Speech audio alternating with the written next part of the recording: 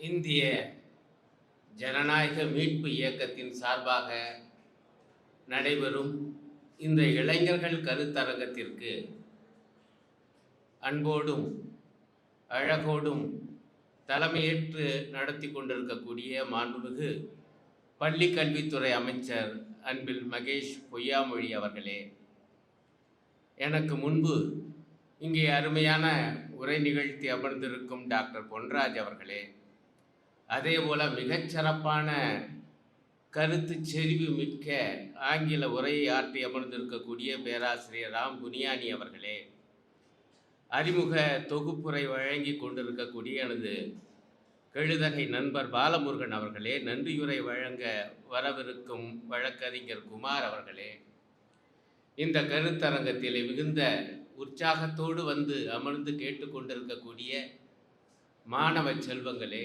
வாலிப நண்பர்களே, மகளிர் அணியை சார்ந்தவர்களே, அனைத்திற்கு மேலே டாக்டர் கலைஞர் அவர்களுடைய உயிரினும் மேலான உடன்பிறப்புகளே, உங்கள் அனைவருக்கும் எனது அன்பான வணக்கம். அமைச்சர் அவர்கள் எழுதிய அந்த நூல் மத யானை, இப்படி ஒரு நூல் வெளிவரும் என்று உண்மையில் நான் எல்லாம் எதிர்பார்க்கவில்லை. காரணம், அந்த நூல் எதை பற்றியது என்று நம்முடைய பொன்ராஜ் அவர்கள் குறிப்பிட்டார். இந்திய அரசு வெளியிட்டுள்ள நடைமுறைப்படுத்துகிற தேசிய கல்விக் கொள்கை 2020, அதை எதிர்த்து ஒரு மாநிலத்தினுடைய கல்வி அமைச்சர் ஒரு நூலை எழுதியிருக்கிறார். இந்தியாவில் வேற எந்த மாநில கல்வி அமைச்சரும் செய்யல. நீங்க தயவு செய்து இதையெல்லாம் லகுவாக எடுத்துக்கொள்ளக்கூடாது. இதற்கே ஒரு துணிவு வேண்டும் ஐயா. ஒன்றிய அரசு, இந்திய அரசு அது ஒரு கொள்கையை சொல்கிறது. ஆனால் அது படும் மட்டமான கல்விக் கொள்கை. அந்த கொள்கையை எதிர்த்து தான் ஒரு மாநில கல்வி அமைச்சர் என்றாலும் அதை அக்குவேறு ஆணி வேறாக பிரித்து போட்டு அம்பலப்படுத்துவேன் என கிளம்பினாரே ஒரு கல்வி அமைச்சர். அது தமிழனுக்கே பெருமை இல்லையா? இந்தியாவுக்கே ஒரு வழிகாட்டக்கூடிய ஒரு துணிவு மிக்க செயல் அல்லவா? ஆகவே உங்கள் சார்பிலும் என் சார்பிலும் முதற்கண் அவரை எனது நெஞ்சார்ந்த பாராட்டினை தெரிவித்துக் கொள்கிறேன். இங்கே மாணவ செல்வங்கள் எல்லாம் வந்திருக்கீங்க. நம்முடைய அமைச்சரும் ஒரு மாணவர் தான், இப்பதான் கேள்விப்பட்டேன். ஆமா, அவர் முனைவர் பட்டத்துக்கு படிச்சுக்கிட்டு இருக்காரு. அடுத்து ரொம்ப ஆச்சரியமான விஷயம், கல்வி அமைச்சரை இப்பதான் கல்வி கற்றுக்கொண்டு இருக்கிறார். அது நியாயம். கல்விக்கு எல்லை இல்லை. கல்வி அமைச்சர் என்றால் படித்தது போதுமா? போதாதியா? அவர் முடிவு பண்றாரு. நான் கல்வி அமைச்சர் ஆனால் தொடர்ந்து கல்வி கற்பேன். நான் கல்வி அமைச்சர் ஆனால் மாணவனாக இருப்பேன். நான் கல்வி அமைச்சர் ஆனால் டாக்டர் படிப்புக்கு படிப்பேன், முனைவர் பட்டம் பெற்றே தீருவேன் என கிளம்பி இருக்கிறாரே, அருமையான விஷயம். அவர் அந்த பட்டம் வாங்குகிற அந்த நிகழ்ச்சி விரைவில் நடக்கணும். அதற்கெல்லாம் நாங்கள் பாராட்டு தெரிவிக்க வேண்டும் என்று நான் அன்போடு கேட்டுக்கொள்கிறேன். உண்மையிலேயே இந்த மேடை ஏறுகிற வரைக்கும் எனக்கு தெரியாது. நான் இப்போ ஒன்றும் இந்த மேடை இருக்கிற காரணத்தினால, அவர் இருக்கிற காரணத்தினால பேசல. நீங்கள் தயவு செஞ்சு மனச்சாட்சிப்படி யோசிச்சு பாருங்கள். இந்த காலத்தில் இந்த வரலாற்று ரீதியாக மிச்ச மாநிலங்கள் எப்படியோ எனக்கு தெரியாது. எனக்கு தெரிஞ்சு தமிழ்நாட்டில் இதற்கு முன்பு எந்த ஒரு கல்வி அமைச்சரும் இப்படி தானாக போய் படிக்க ஆரம்பித்தது அப்படிங்கிறது இல்லை. அது இந்த ரெண்டு அருமையான முன்னுதாரணங்களுக்கு இங்கே எடுத்துக்காட்டாக நம்முடைய அமைச்சர் அவர்கள் இருக்கிறார்கள். இப்போ எனக்கு கொடுக்கப்பட்டிருக்கக்கூடிய தலைப்பு மத நல்லிணக்கம் தமிழர் மரபு. அதே நேரத்தில் டாக்டர் கலைஞர் அவர்களுடைய பிறந்த நாள் விழா அதுவும் இங்கே இணைந்து நிற்கிறது. எனக்கு ஒன்று நினைவுக்கு வருது. அவர் ஒரு அருமையான திட்டங்க, சேது சமுத்திர திட்டம். அது தமிழ்நாட்டுக்கான வளர்ச்சி திட்டம் மட்டுமல்ல, தென்னிந்தியாவுக்கே வளர்ச்சி தரக்கூடிய திட்டம், முழு இந்தியாவுக்கும் வளர்ச்சி தரக்கூடிய திட்டம். அந்த திட்டத்தை ஒரு கற்பனையை சொல்லி, ஒரு புராண கதையை சொல்லி, ஐயா அந்த காலத்தில் ராமேஸ்வரத்திலிருந்து இலங்கைக்கு அவர் ராமர் பாலம் போட்டார். அந்த பாலம் இன்னைக்கு இருக்கு. எப்பயா பாலம் போட்டாரு? அது பல யுகங்களுக்கு முன்பு. பல யுகங்களுக்கு முன்பு பாலம் போட்டானே வச்சுக்கோ, நான் அதுக்குள்ள கூட போகல. அது எப்படியா இருக்கியா? இப்படி ஒன்றை சொல்லி, ஒரு கற்பிதத்தை சொல்லி, ஒரு அருமையான வளர்ச்சி திட்டத்தை கெடுக்க பார்த்தது இங்கே நம்முடைய ராம் புனியானி சுட்டி காண்பித்தாரே அந்த சங் பரிவார கூட்டம். அப்போ நிருபர்கள் அவர்கிட்ட கேட்டாங்க. அவர் இயல்பா சொன்னார், ராமர் எப்படி பாலம் கட்டி இருக்க முடியும்? அவருடைய பாணியில சொன்னார். உடனே வடக்கே இருக்கக்கூடிய ஒரு சாமியார் மிரட்டினார், கலைஞருடைய தலையை சீவுவோம்னு. அடுத்தாப்புல ஒரு பேட்டி, எங்க ஒரு சாமியார் உங்க தலையை சீவோம்னு சொல்றாரு. கலைஞர் என்ன பண்ணது, இப்படி தலையை இப்படி தடவி கொடுத்துக்கிட்டே, நான் என் தலையை சீவியே 10 வருஷத்துக்கு மேல ஆயிடுச்சு, எல்லாம் முடி உந்து போச்சு நம்ம தலைவருக்கு. இதுதாயா கலைஞர். நீங்களோ நானோ நம்மளை ஒரு ஆள் கொலை செய்வேன்னு சொன்னா நமக்கு எவ்வளோ கோபம் வரும்.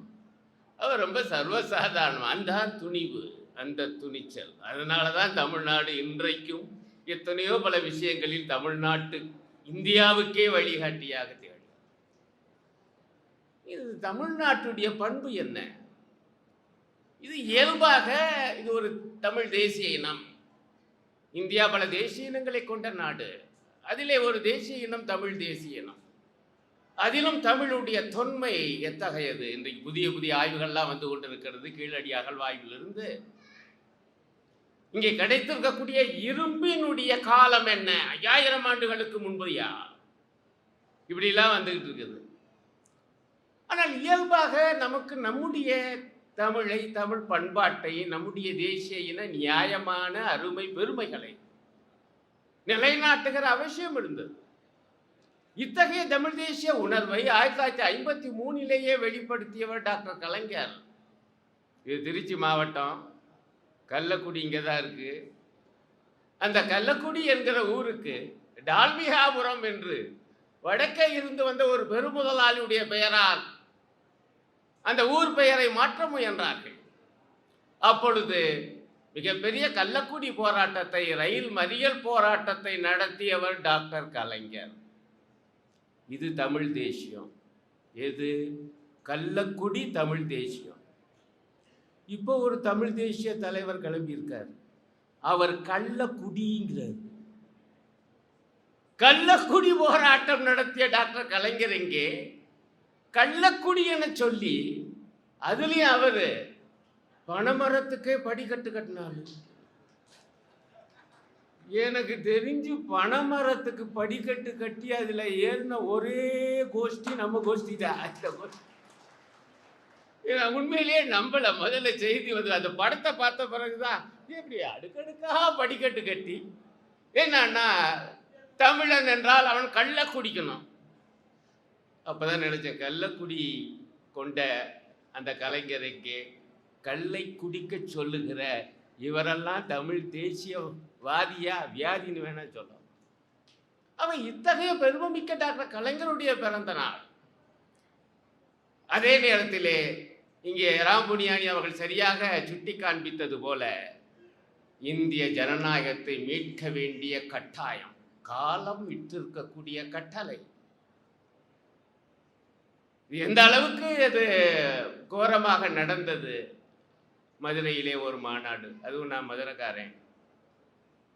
ஞாயிற்றுக்கிழமை பூரா அந்த காட்சிகளை, அந்த பேச்சுக்களை பூரா வீட்டில் உட்காந்து பார்த்தேன், கேட்டேன். திங்கக்கிழமை பூரா அதை பற்றி நான் பேட்டியெல்லாம் கொடுத்துக்கிட்டு இருந்தேன். ரொம்ப வேதனையாக இருந்துச்சு. மதுரையா இப்படி, அதை கூட இப்படி கெடுக்க பார்க்கிறார்களே.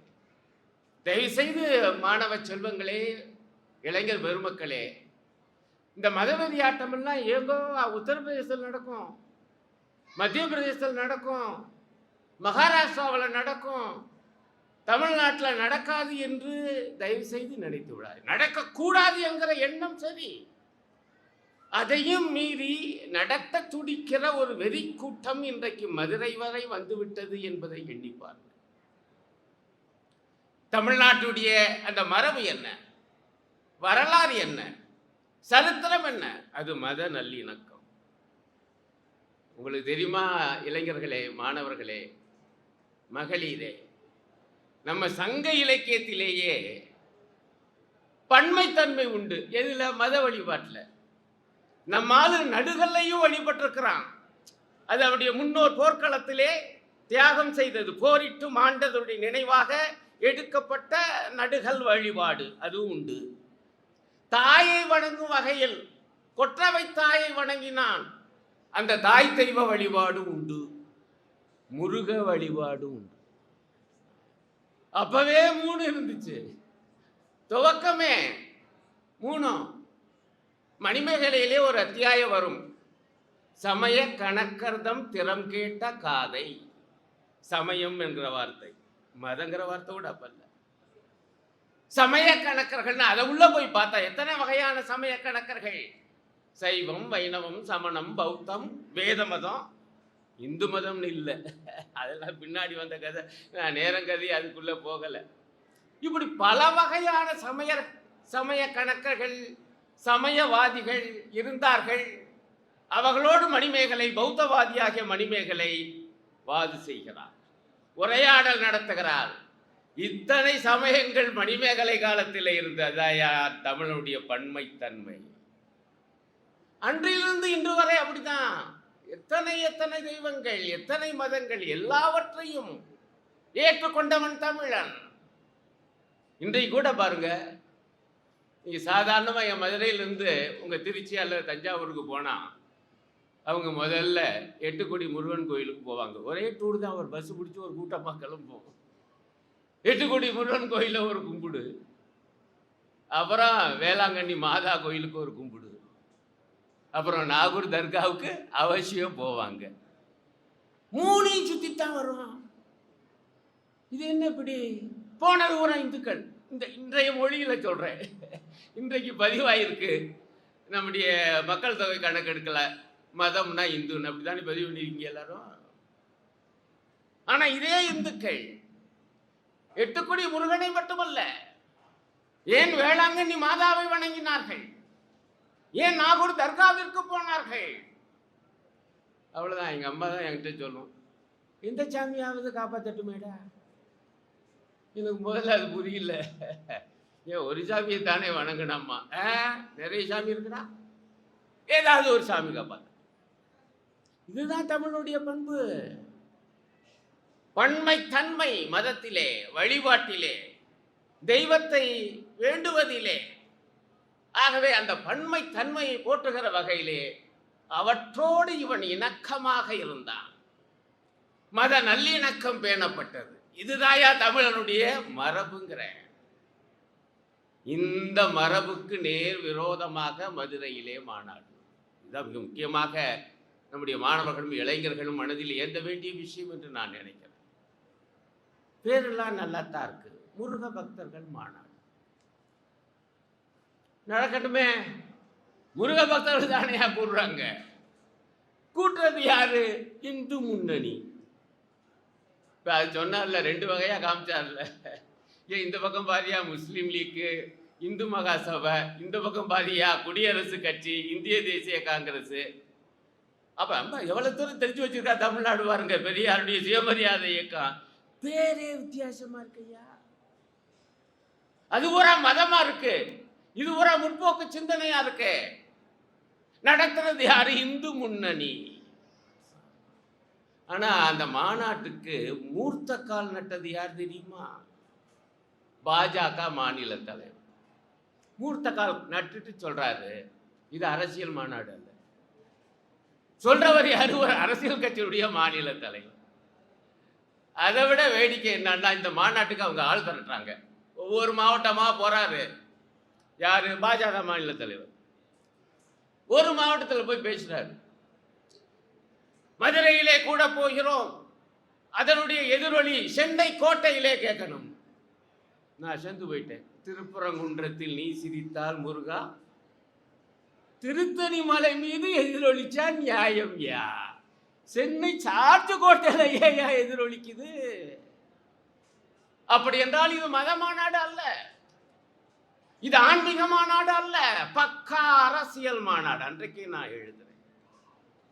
அதே போல ரொம்ப திவ்யமா கச்சிதமா அரசியல் மாநாடாக நடந்து முடிச்சிருக்கு. அதுவும் கூட்டணி அரசியல் மாநாடு.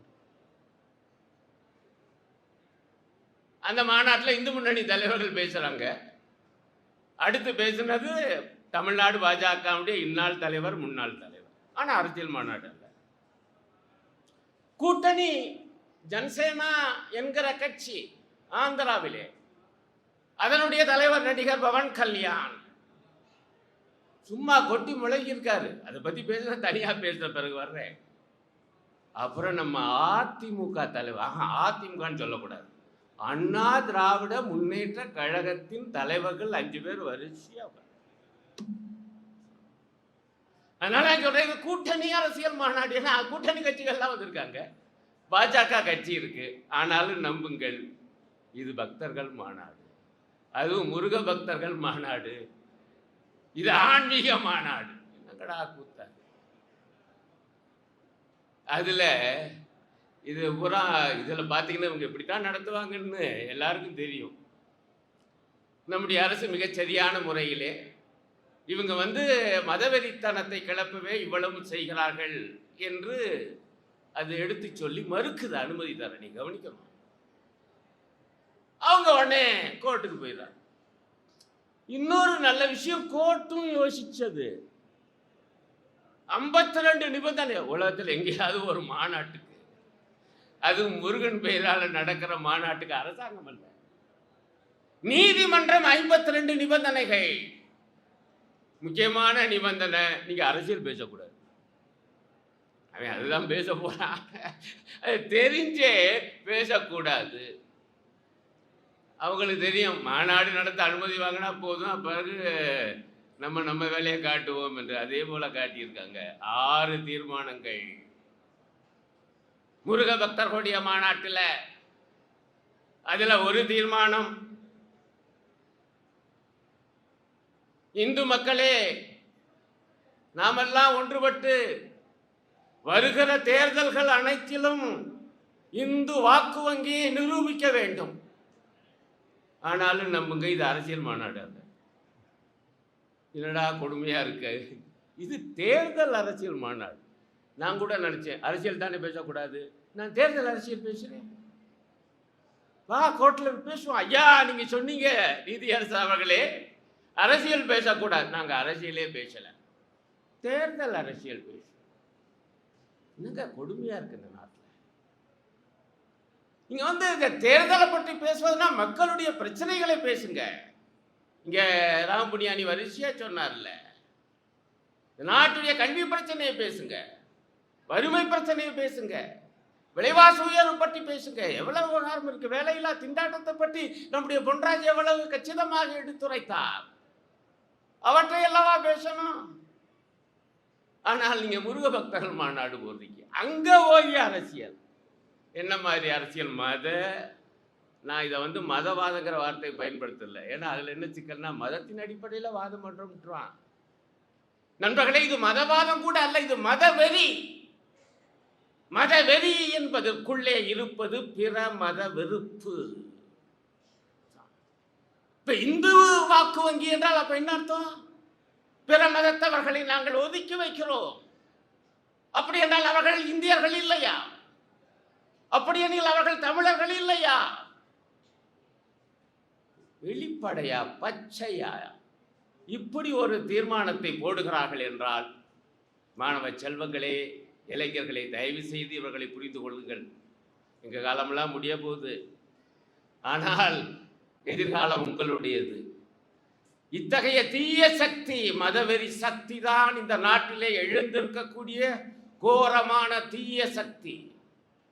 அந்த தீய சக்தி எழுந்தால் தமிழ்நாடு உத்தரப்பிரதேசமாகவே ஒழிய மேற்கொண்டு முன்னேறார். இப்படி ஒரு தீர்மானத்தை போட்டு வச்சிருக்காங்க. நான் கூட கேட்டேன், அதுல இன்னொரு கொடுமை, ஒரு உறுதிமொழின்னு ஒன்று எடுத்திருக்காங்க. சூப்பரான உறுதிமொழி. அந்த பகுதியை பூராத்தையும் போவா அவ்வளவும் கேட்டேன். அதில் ஒருத்தர் கம்பீரமா பேசுறார், இந்து முன்னணியின் சார்பா. இங்கே கூடியிருக்க அவ்வளவு பேரும் ஒரு உறுதிமொழியை ஏற்க போறோம். உட்கார்ந்த இடத்திலே இருந்து அனைவரும் இப்படி கையை நீட்டி நான் சொல்லுவதை திரும்ப சொல்லுங்கள். கவனிக்கணும். அவ்வளவு பேரும் திரும்ப சொல்றாங்க. வாக்கிய நாமெல்லாம் இந்துக்கள், இந்துக்களே சகோதரர்கள். அப்ப முஸ்லிம்கள் கிறிஸ்தவர்களும் சகோதரர்கள் இல்லையா?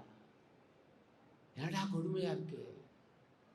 நாம் எல்லாம் இந்துக்கள், நாம் சகோதரர்கள், இந்துக்களே சகோதரர்கள். அடுத்த வாக்கியத்தை கவனிங்க. எங்கேயாவது மதமாற்றம் நடந்தால் நாம் எல்லாம் போய் தடுக்க வேண்டும். முடிச்சிட்டாங்க. இந்த நாட்டு மக்களுக்கு, தமிழ்நாட்டு மக்களுக்கு மதுரையிலே மாநாடு நடத்தி அவர்கள் தந்திருக்கக்கூடிய வேலையை பார்த்தீர்களா? எனக்கு ரொம்ப அடிப்படையா இந்த 5 அதிமுக தலைவர்கள் போய் உட்கார்ந்து இருந்தாங்களே, அவங்களும் இப்படி கையை நீட்டி உறுதிமொழி சொன்னாங்களா இல்லையா? அந்த சீனை காமிக்கல. நீங்க இதெல்லாம் ஒப்புக்கொள்றீங்களா? அண்ணா ஒப்புக்கொண்டாரா? திராவிட இயக்க சிந்தனை என்பது இதுதானா? இல்லை. அண்ணாவுக்கு துரோகம் செய்கிறீர்கள். திராவிட சிந்தனைக்கு மிக மிக மோசமான பெரும் துரோகம் செய்கிறீர்கள்.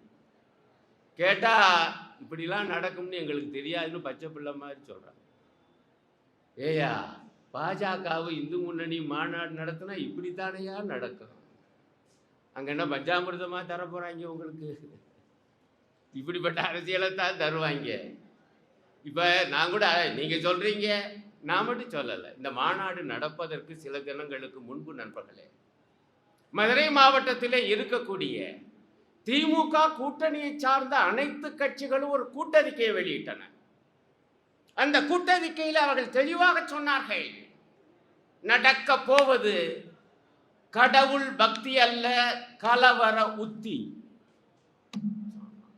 இதை படிச்சிருப்பாருல்ல செல்லூர் ராஜு, மதுரைக்காரரு, அதுக்காக சொல்றேன். இதை படிச்சிருப்பார்ல உதயகுமார், அவர் இன்னொரு அமைச்சர் இருக்காரு, முன்னாள் அமைச்சர். ஆனால் நாங்கள் எதிர்பார்க்கவே இல்லை. அது நாங்கள் சுத்தமாக எதிர்பார்க்கல. பெரியாரையும் அண்ணாவையும் அப்படி கிண்டல் அடிப்பாங்க, கேலி பண்ணுவாங்க. அவங்க தொழிலே அதுதானையா, தொழிலே அதுதான். நீங்க பாருங்க, பெரியாரை பற்றி எப்படி தெரிந்திருந்து பம்பாயிலிருந்து இதற்காக வந்து நம் மத்தியிலே பேசுகிறார். பெரியாரின் புகழை பாடுகிற ராம் புனியானி எங்கே? இந்த இந்து முன்னணி கலவர கூட்டம் எங்கே? தயவு செய்து நான் உணர்ந்து கொள்ள வேண்டும். எவ்வளவு பெரிய சாதனையை சுயமரியாதை இயக்கம் செய்திருக்கிறது. அதையெல்லாம் புறந்தள்ளி அதர்மத்தை ஒழிக்க வேண்டும் என்று பின்புறத்துல வந்து குரல் வருது. அதுல வந்து பெரியார் அண்ணா கலைஞரை காமிக்கிறாங்க. ஆனால் இந்தியாவுக்கு முன்மாதிரியாக அங்க எப்படி புலே எழுந்தாரோ பெண் கல்விக்காக, தலித் கல்விக்காக மகாராஷ்டிராவிலே, இங்கே நம்முடைய தந்தை பெரியார் எழுந்தார். அவருக்கு துணையாக கம்யூனிஸ்ட் சிங்காரவேலன் நின்றார். இதாண்டா நம்முடைய மரபு. ஆனா இவங்க பெரியாரையும் அண்ணாவையும் கலைஞரையும் அதர்மவாதிகள், அவங்கள ஒழிக்கணும் என்று ஒரு மாநாடு, அதுக்கு அண்ணா திராவிட முன்னேற்ற கழக தலைவர்கள் போய் உட்கார்ந்துருக்காங்க. எனக்கு டிடிவி தினகரனை ரொம்ப பிடிக்கும். ஏன் தெரியுமா? ரொம்ப அவருடைய நேர்மை ரொம்ப பிடிக்கும். என்ன நேர்மைன்னா, அவருடைய கட்சிக்கு பேர் வச்சிருக்காரு பார்த்தீங்களா, அம்மா மக்கள் முன்னேற்ற கழகம். அண்ணாவையும் தூக்கிட்டாரு, திராவிடத்தையும் தூக்கிட்டாரு. சூப்பருங்கிறேன். நீ நேர்மையா அப்படி வந்தது. அவை தயவு செய்து உங்களுடைய கட்சி பெயரை அண்ணா திராவிட முன்னேற்ற கழகம் என்று இனியும் வைக்காதீர்கள். அவரை மாதிரி அம்மா மக்கள் முன்னேற்ற கழகம் வச்சுட்டு போங்க. நீ எத்தகைய துரோகம்! ஒரு நடிகர், அவரும் கட்சியை ஆரம்பிச்சு ஆந்திராவில் துணை முதலமைச்சர் ஆயிட்டார். அவர் வந்து பேசுகிறார், மக்களை தயவு செய்து உணருங்கள். நாமெல்லாம், நான் சொன்னேன் நம்முடைய மரபு எத்தகைய மத நல்லிணக்க மரபுன்னு. அவர் கேட்குறாரு, இங்கே முஸ்லீமாக இருந்தால் பிரச்சனை இல்லை, கிறிஸ்தவராக இருந்தால் பிரச்சனை இல்லை, இந்துவாக இருப்பதுதான் பிரச்சனை அப்படின்னார். நான் அசந்து போயிட்டேன். இப்போ இந்துவாக இருக்கல உங்களுக்கு ஏதாவது பிரச்சனை இருக்கா? அப்படிங்க எல்லாமே இந்துக்கள் தானே பதிவு பண்ணியிருக்கீங்க. அவர் சொல்றாருங்க, அடுத்த வாக்கியம் தான் இன்னும் கொடூரம். இதே போல அரேபியாவிலிருந்து வந்திருக்கக்கூடிய மதத்தை விமர்சனம் செய்வீர்களா? இதுதான் மதம் ஆச்சரியத்தை ஏற்படுத்துகிற வேலை. இங்குதான் அந்த சகுனித்தனம் இருக்கிறது, மத கலவரத்தை மூட்டுகிற அந்த கொடுமை. இதுக்கு ஆந்திராவில இருந்து ஆளை கொண்டாந்துருக்கான். இங்க தயவு செய்து இது முக்கியமான பிரச்சனை தான், பெரியார் அண்ணாவை அவர்கள் இழிவுபடுத்தி. ஆனா அது மட்டுமல்ல, முழுக்க முழுக்க அந்த மாநாடு நம்முடைய முற்போக்கு சிந்தனைக்கு, நம்முடைய திராவிட இயக்க சிந்தனைக்கு, நம்முடைய காங்கிரஸ் பேரியக்க சிந்தனைக்கு, கம்யூனிஸ்ட் இயக்க சிந்தனைக்கு முப்பெரும் சிந்தனைகள் தமிழ்நாட்டுடைய மரபு. மூன்றிலும் மத நல்லிணக்கம் உண்டு, மூன்றிலும் சிறுபான்மையோர் பாதுகாப்பு உண்டு, மூன்றிலும் பகுத்தறிவு சிந்தனைகள் உண்டு. மூன்றுக்கும் துரோகம் இழைக்கிற ஒரு மாநாடு முருக பக்தர்கள் மாநாடு. இன்னும் கூட இங்க இருக்கிறவங்களுக்கு சில சந்தேகம் வரும், எங்க முருக பக்தர்கள் தானுங்க. நான் கூட அதுக்கு முன்பும் கேட்டேன், பிறகும் கேட்டேன். 6 தீர்மானங்கள் போட்டியில்ல ரைட்டியா? முருகனை பத்தி என்ன தீர்மானம் போட்டாங்க? ஒரே ஒரு தீர்மானம், திருப்பரங்குன்றம் முருகனுக்கே சொந்தம்னு ஒரு தீர்மானம். எனக்கு ரொம்ப குழப்பம், முருகனுக்கு சொந்தம் இல்லாம எங்க இருக்கு? மதுரைக்காரே, திருப்பரங்குன்றம் தான், முருகப்பெருமான் தான் பிரதான கடவுள். அங்க அடிவாரத்தில் அமர்ந்திருக்கிறார் தெய்வ யானையோடு. எங்க மதுரைக்காரர் ரொம்ப விவகாரமானவன் கூட. ஆனா விவரமானவன் கூட என்னன்னா, மதுரையில் இந்த மாதிரி மண்டபம்லாம் ஏகப்பட்ட ரேட்டு, கல்யாண மண்டபம் கிடைக்காது. இவன் என்ன செய்வானா, திருப்பரங்குன்றத்தில் தான் கல்யாணம் பண்ணுவேன். கோவிலில் கல்யாணத்தை பண்ணிட்டு அங்கே சீப்பாக கிடைக்கக்கூடிய மண்டபத்தில் சாப்பாடை போட்டு அனுப்பிடுவேன். இத்தகைய ஒரு இடம் திருப்பரங்குன்றம். அதே போல பக்தி நிறைந்த இடம். அங்க போய் விவகாரத்தை கலப்புனா மதுரை பகுதி என்ன ஆகும் யோசிச்சு பாருங்க. இன்றைக்கு மதுரையும் திருப்பரங்குன்றத்தில் மிக முக்கியமான ஒரு வாழ்வாதாரம், பொருளாதார முன்னேற்றத்துக்கு ஒரு காரணம், பல காரணங்கள் இருக்கலாம். ஒரு காரணம் இந்த அது யாத்திரை ஸ்தலம் என்பது. மீனாட்சி அம்மனை தரிசிக்க, அழகர் கோயில் பெருமாளையும் 18ஆம் படி கருப்பையும் வணங்க, முருக பெருமானை வணங்க எங்கெங்கிருந்தோ ஆள் வருது. ஆகவே டூரிசம் வளருது, பொருளாதாரம் அதை ஒட்டியும் வளருது. ஆனால் வெளியிலிருந்து இந்த மாதிரியான சுற்றுலா பயணிகள் வரணும்னா அந்த பகுதி அமைதியா இருக்க வேண்டாமா? சமாதான வாழ்வு வேண்டாமா?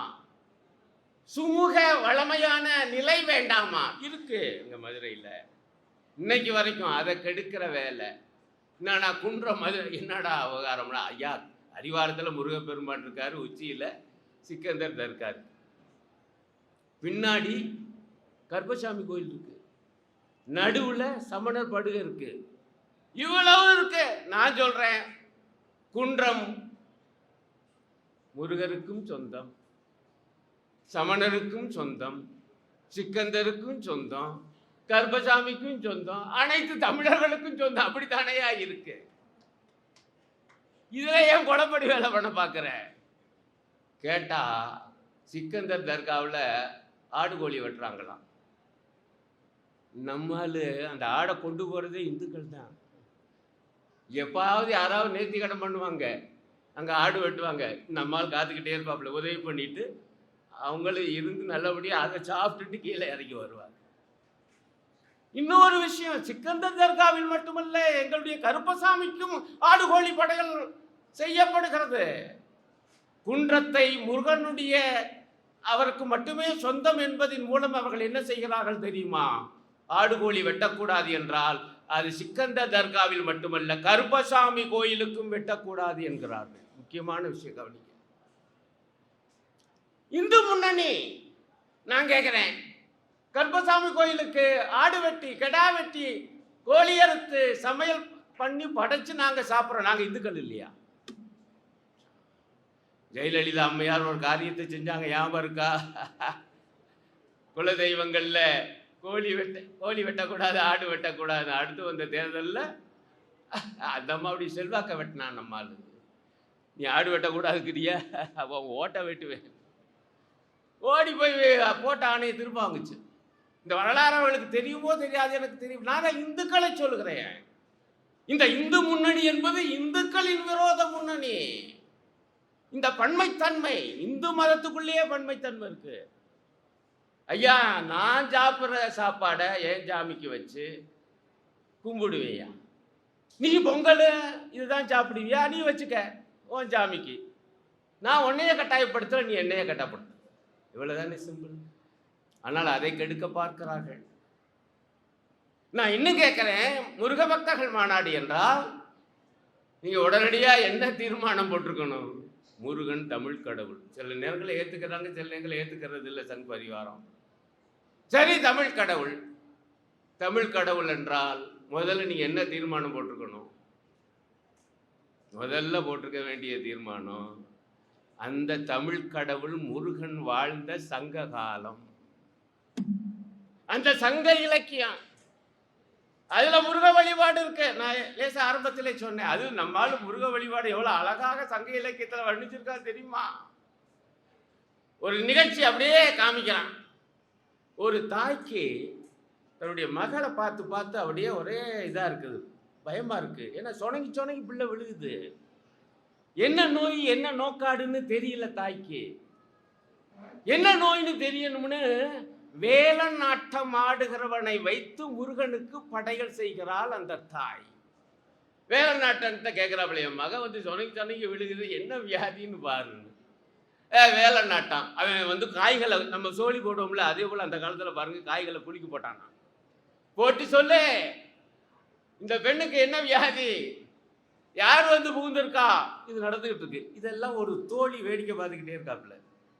தோழி சொல்வதாக பாடல், ஏ வேலா, ஏ முருகா, உனக்கு தெரியாதா என் தலைவிக்கு வந்திருக்கிற வியாதி, அது காதல் வியாதியா? தலைவனை நினைச்சு உருகி உருகி பிள்ளை வந்து கிடந்து இப்படி ஆகுது. அது தெரியாம அவளுடைய தாய் வந்து ஆட்டன்கான குட்டியாந்து வந்து இப்படி பண்ணிட்டு இருக்காப்புல. நீயாவது அந்த உண்மையை சொல்ல மாட்டியான்னு பாட்டு. நம்மால் எப்படி இந்த சங்க இலக்கியம் வெறும் கற்பனை என கருதப்பட்டது. 2600 ஆண்டுகளுக்கு முன்பு எழுந்த சங்க இலக்கியம் வெறும் கற்பிதம் என கருதப்பட்டது. இலக்கியம் தான் ஐயா, இதெல்லாம் உண்மையாயிருக்குமா? உண்மைதான் என்று கீழடி அகழ்வாய்வு அறிக்கை உணர்த்திவிட்டது. துல்லியமா வருஷக்கணக்கு உட்பட. நீங்க எல்லாம் மாணவர்கள் இருக்கீங்க, தயவு செய்து கீழடிக்கு போங்க. மாணவர்களே கொஞ்சம் கவனிங்க. மதுரைக்கு போனீங்கன்னா கீழடிக்கு போகாம வராதிங்க. பக்கத்துல தான் 5-10-15 கிலோமீட்டர் தான். அங்க கீழடி அருங்காட்சியகம்னு ஒண்ணு இருக்கு. அந்த அருங்காட்சியகத்துல நம்முடைய முன்னோர்கள் 2600 ஆண்டுகளுக்கு முன்பு இருந்த அந்த நாகரிகத்தினுடைய பௌதிக ஆதாரங்கள், அந்த எச்சங்கள், அந்த பொருட்கள் அவ்வளவு அழகா. உண்மையிலேயே இந்த அரசுக்கு நான் மிகப்பெரிய நன்றி செலுத்த கடமைப்பட்டிருக்கிறேன். ஏன்னா அதை பார்த்துட்டு நான் மெய்சிலிர்த்து போனேன். ஏன்னா நான் சங்க இலக்கியம் படிச்சிருக்கேன் அந்த காலத்துல இருந்து. எனக்கு ஒரு சந்தேகம் உண்டு. அதாவது தாவாரத்தில் நெல் காய போட்டிருக்காப்புல ஒரு சங்க இலக்கிய தாய், கோழி வந்து கொத்துது. காதில் இருந்த தங்க தோடை எடுத்து போட்டு கோழியை வரட்டினாப்புலையாம். எனக்கு ரொம்ப நாளா சந்தேகம், நம்ம புலவன் வந்து உயர்வு நவிழ்ச்சி அணியில சொல்லி இருப்பானோ. அந்த காலத்துல தங்கத்தோடு இருந்துச்சா? இருந்துச்சு. கீழடி அகழாய்வில் தங்கத்தோடு கிடைச்சிருக்கு, அப்படியே வச்சிருக்காங்க, போய் பாருங்க. நம்முடைய சங்க இலக்கியம் என்பது நம்முடைய முன்னோர்களுடைய வாழ்வை எவ்வளவு கச்சிதமாக எடுத்து காட்டி இருக்கிறது. அதுலேயும் அதுக்கான கார்பன் டேட்டிங்னு இப்போ காலம் நம்மளை அடிச்சு விடக்கூடாது. அங்கே கிடைச்ச பொருட்களை கரிம பரிசோதனை அடிப்படையில் காலத்தை நிர்ணயிக்க அனுப்பி அவங்க கிமு 600, அதாவது 2600 ஆண்டுகளுக்கு முந்தியது என்று சர்டிபிகேட் சான்றிதழ் கொடுத்துருக்காங்க. ரொம்ப நல்ல காரியம் பண்ணீங்க, சான்றிதழை பெரிய போட்டா போட்டு. ஏன்னா அதையெல்லாம் மறுக்கக்கூடிய ஒரு மோடி அரசு இருக்குன்னு அவங்க அப்பவே தெரியும்ல. இந்த அகழாய்வு அறிக்கையை ஏற்க மறுக்கிறது மோடி அரசு.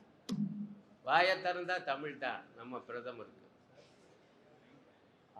வாயை திறந்தா தமிழ் தான் நம்முடைய பிரதமருக்கு. ஆனால் இந்த அகழாய்வு அறிக்கையை அவர் ஏற்க மறுத்து திருப்பி அனுப்புறாரு.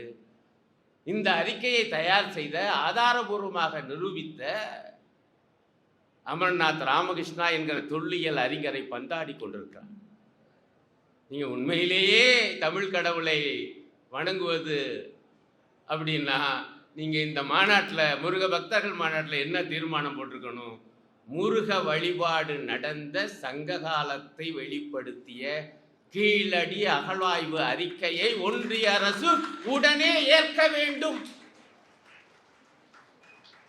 இப்படி தீர்மானம் போட்டிருந்தா நான் ஏற்பேன். ஒன்றை சொல்லி முடிக்கிறேன், நேராகி கொண்டிருக்கிறது. ஒன்றே ஒன்றுதான். இந்த மாதிரி ஒரு மதவெறிக்கு புயலை கிளப்ப பார்க்குறாங்களே நம்முடைய மத நல்லிணக்க மரபுக்கு எதிராக என்றால், இந்த கூட்டத்தை, இந்த சதிகார கூட்டத்தை எதிர்க்க, மதத்தின் அடிப்படையில் வருகிற, சாதியத்தின் அடிப்படையில் வருகிற இந்த மனுவாத கூட்டத்தை எதிர்த்து முறியடிக்க முத்துவேல் கருணாநிதி ஸ்டாலின் அவர்கள் தந்திருக்கக்கூடிய அந்த அறைகூவல், தமிழா, தமிழன் என்கிற அடிப்படையில் கிளர்ந்தெழு, அப்பொழுதுதான் இவர்களை முறியடிக்க முடியும் என்கிற சரியான வழிகாட்டுதலையும் தந்திருக்கிறார். அந்த அடிப்படையில் மாணவர்களும் இளைஞர்களும் முன்வர வேண்டும் என்று அன்போடு கேட்டுக்கொண்டு விடைபெறுகிறேன். நன்றி, வணக்கம்.